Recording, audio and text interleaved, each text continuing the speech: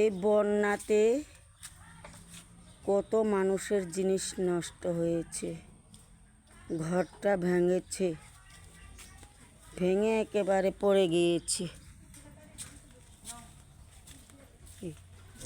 আর জিনিসপত্র যে নষ্ট হয়েছে, এই জিনিসপত্র সব ধুয়ে ধুয়ে উঠানে শুকিয়ে আবার গুছাবে। সব জিনিস কি আর পাওয়া যাবে? সব অনেক জিনিস নষ্ট হয়ে গিয়েছে। এই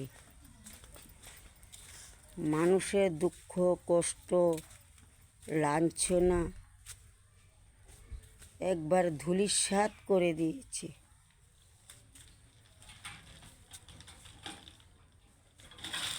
তাই সব সব ভগবানের লীলা, কেউ তো আর ওটা খণ্ডাতে পারবে না।